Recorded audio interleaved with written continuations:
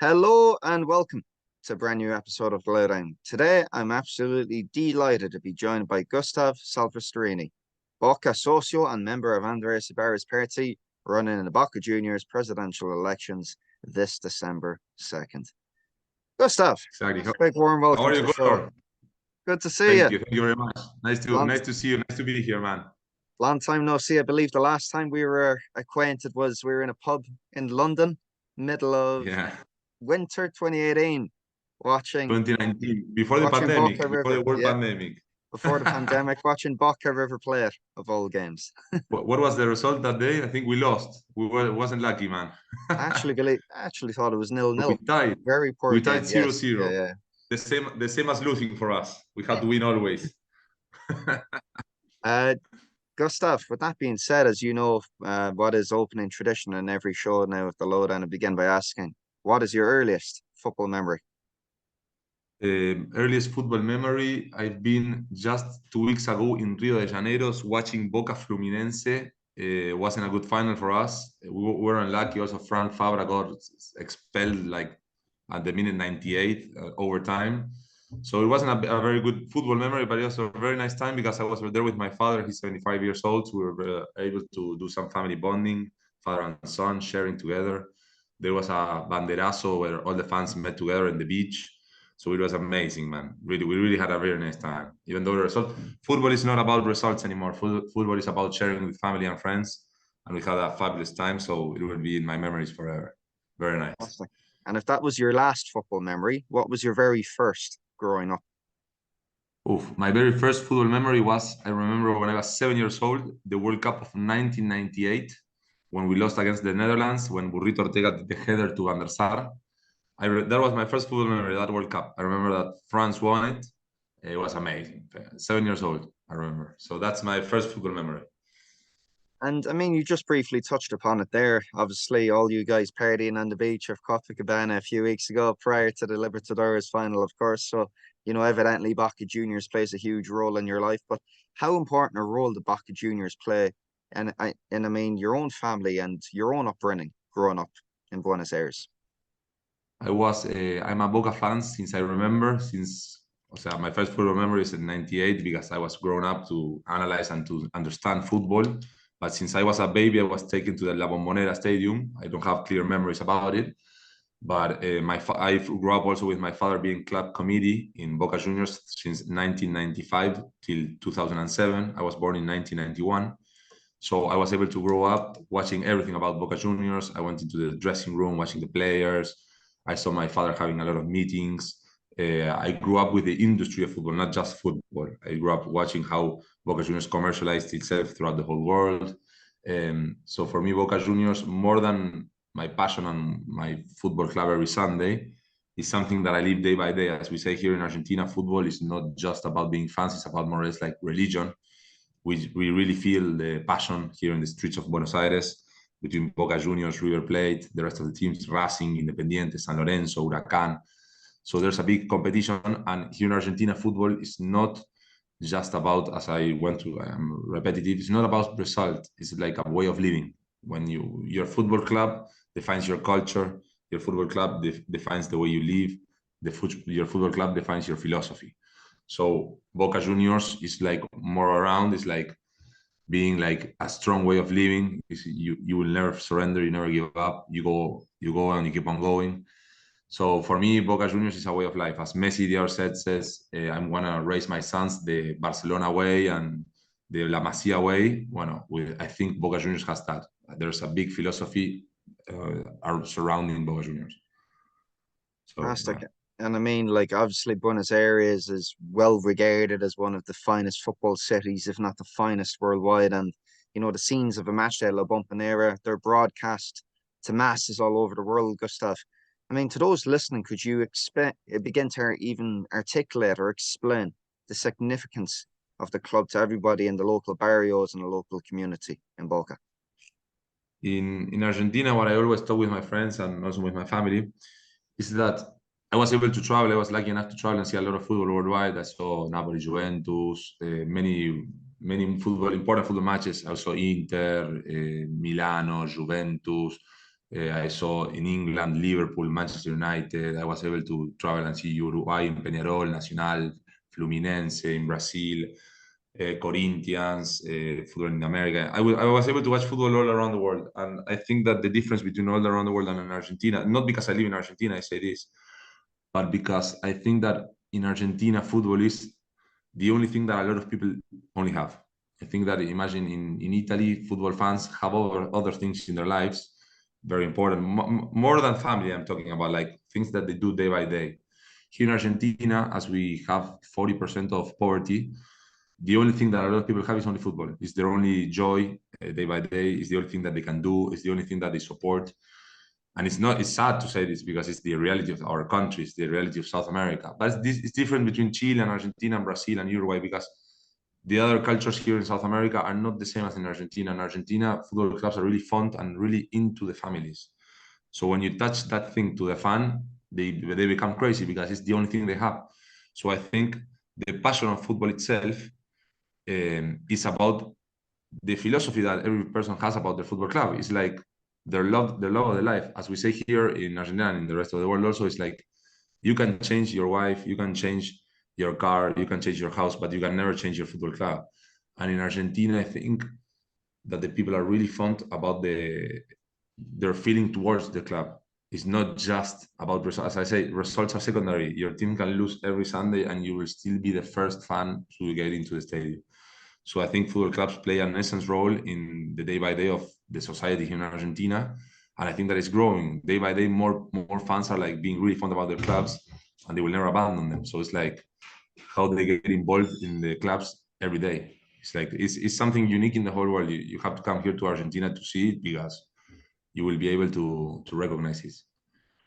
And obviously, Argentina being the birthplace of many a football legend, one of them being Boca's own Juan Roman Riquelme. So I would assume you'd have Yeah. to be a very brave man to take him on, especially nonetheless in a presidential election. However, that's what candidate Andres Ibarra is. Before we touch on him now, Gustav, could you just please explain for everyone listening, because a predominant following of this podcast, they'd be North American or European, so they might not have too much of an insight is into how elections are ran in Argentine football clubs and how, in fact, would they differ from European elections. Perfect. In Argentina, football clubs are not associations, are not companies, are not businesses. In Argentina, football clubs are all owned by the socios. It's a similar, the same role as in Real Madrid, Barcelona. It's not corporations. It's sociedades sin fines de lucro, we say in Spanish. So the socios, the members, are the owners of the football clubs. We don't have owners. Nobody owns Boca Juniors. Nobody owns River Plate. Nobody owns San Lorenzo. Nobody can buy it. If you're a Qatari and you want to come and buy Boca Juniors, you cannot pay it. If you are Fenway Group in the United States and you want to buy River Plate, you cannot do it. It's all by law that is owned by the socios. As it's owned by the socios, every 4 years, as in every country, more or less, the socios vote for one socio to become president.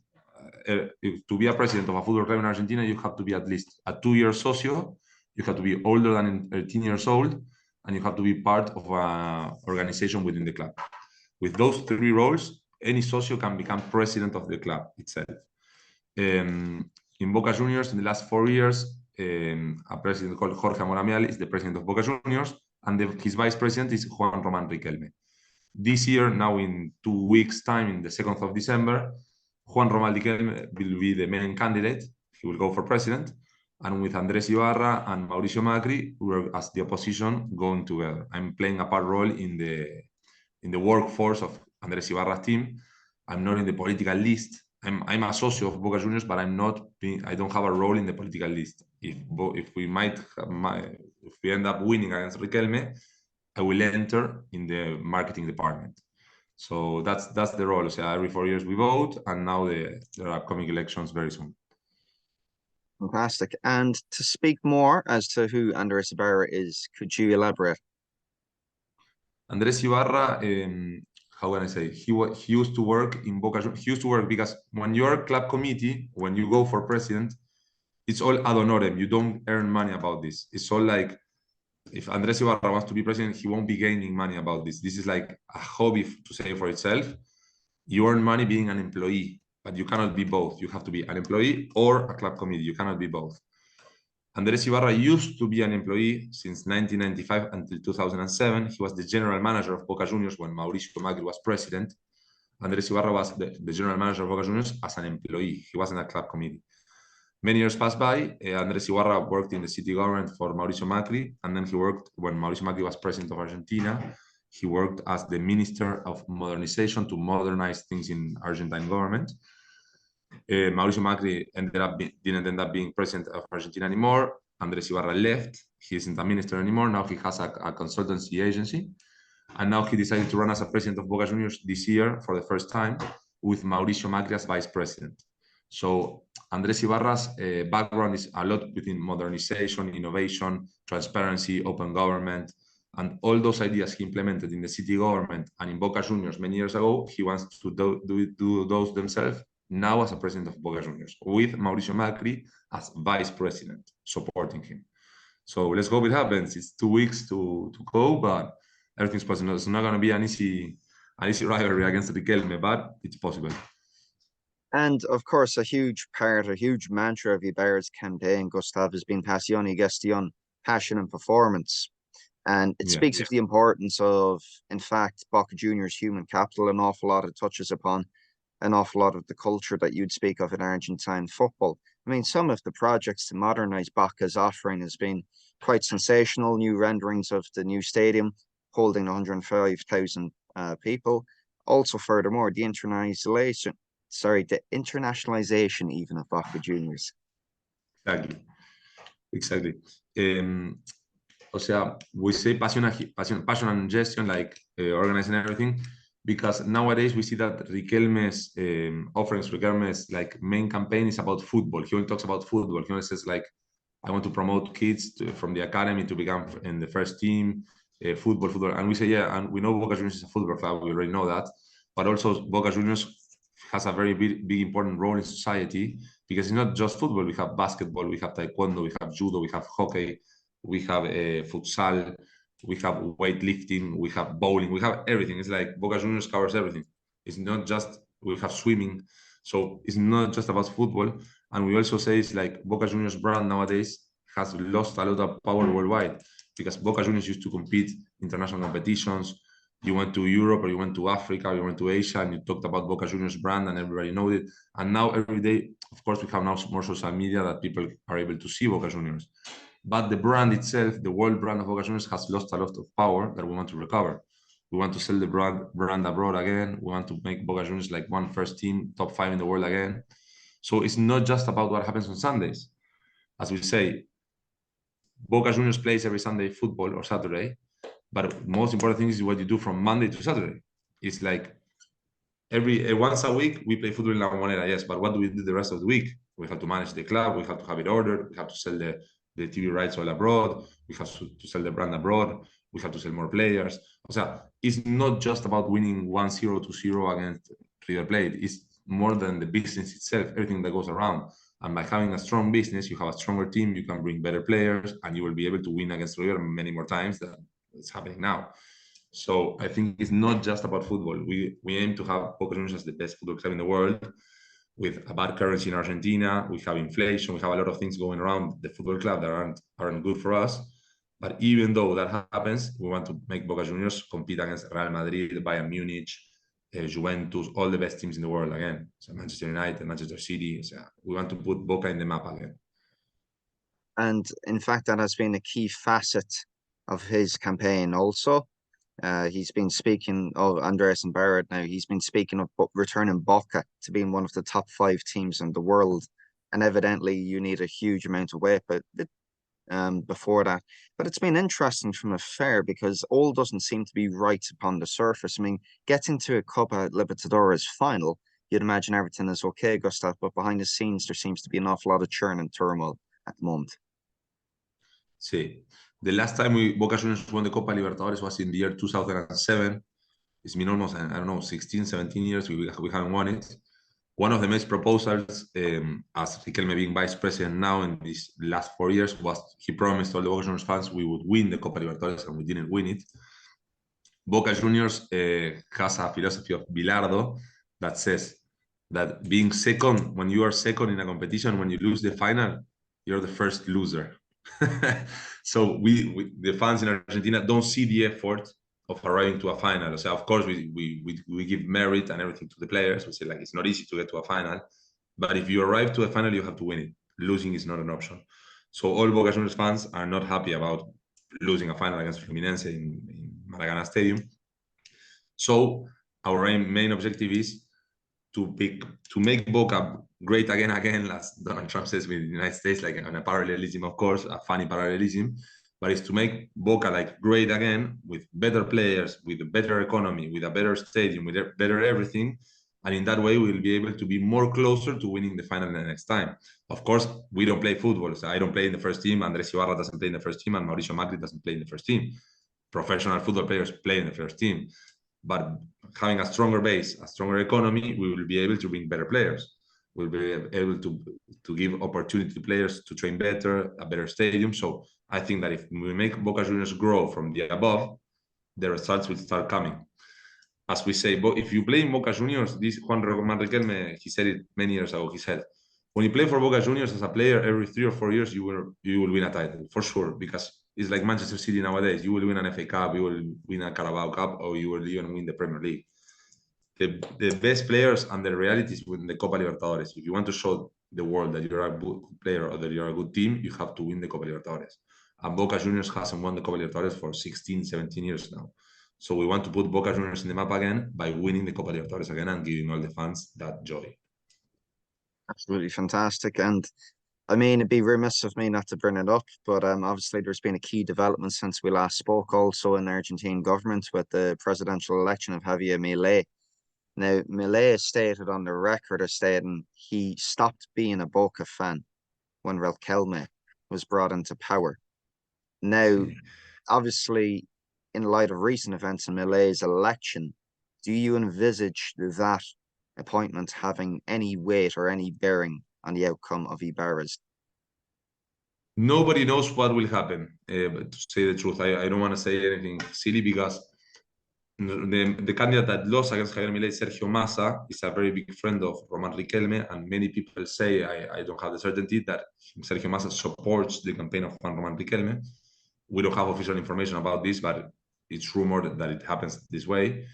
Javier Milei doesn't support the campaign of Andres Ibarra. He has a good relationship, but he's not into football nowadays. I think Javier Milei has a very big mess with the country. He's about to receive in 20 days.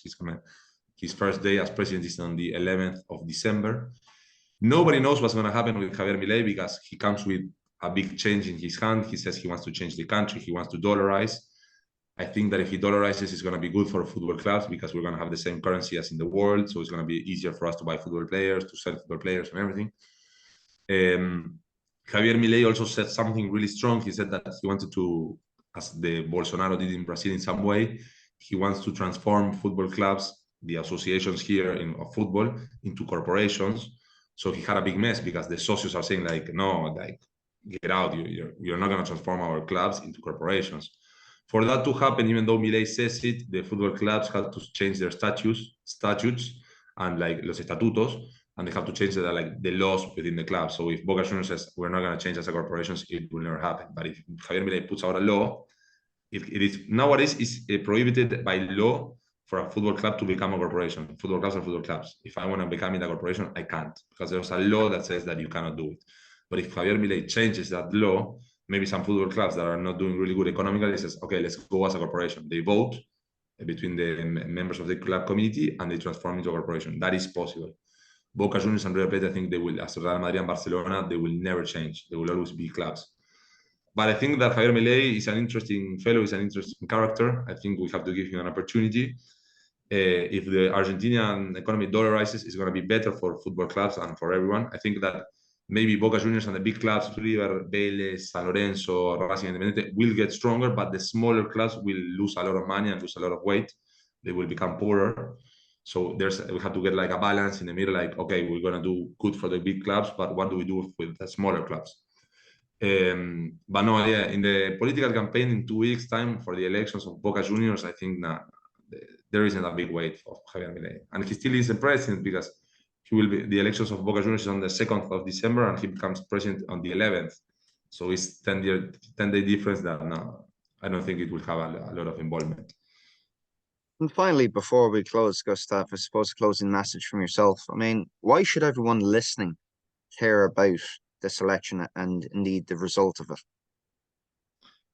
I think this is a very important election for Boca Juniors because if Andres Ibarra and Mauricio Macri don't win this time, it will be very difficult to take out Riquelme on the next election and the next election and the next election. You are both, the elections are every 4 years. You can be president for 2 lapses for 8 years. You can be reelected only once. So if Riquelme wins this time, he will win again. Then he will put another candidate, and then he will come again. O sea, and as more socios are entering the club day by day, these socios that are entering are Riquelme, are from the fan base of Riquelme, so they will vote him again. I think it's a very important inflection. I don't dislike Riquelme personally. I really like him. I think he's one of the persons that most knows about football in Argentina and in the world. He's a really clever guy in that way. But I think that his team is not strong enough. I think that he doesn't have the opportunity to manage a football club. I think he knows he would be a very good manager. He knows a lot of football. He knows how to handle the first team. He knows about who's good and who's not, but he doesn't know how to manage a football team.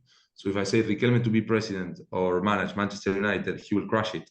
So he's not capable. He doesn't have the formation to manage a football club. He has the formation to organize. He would be a really good coach. So you put Riquelme as a coach, coaching the first team, and I think he would be a really good coach.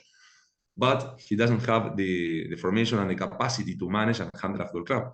So I think Boca Juniors fans, of course, we live in a democracy, and that's wonderful. Everybody has the opportunity to choose the best candidate for itself. But I think that we, as with Andres Ibarra and Mauricio Macri and all the team, we have better opportunities and we will bring better things to Boca Juniors because we will exploit the brand worldwide. We will make Boca top 5 teams in the world again. We will commercialize the brand throughout the whole world. We will put Boca Juniors in the map again. So I think that is not happening nowadays. I think that nowadays Boca Juniors is just a football club. And I think Boca Juniors is much more than that. Boca Juniors is a football team, it's a religion, it's a brand worldwide. Boca Juniors is humongous. So we have to take that all around the world, not just in the city of Buenos Aires. We have to explore it all around the world, and I think that it's possible. So let's hope we win in the 2nd of December. It would be amazing. It would be really incredible. We will indeed find out more on December 2nd. Gustav, big thank you for joining me today on the Lowdown. A pleasure, Gunnar. Really nice to be here. Whenever you want.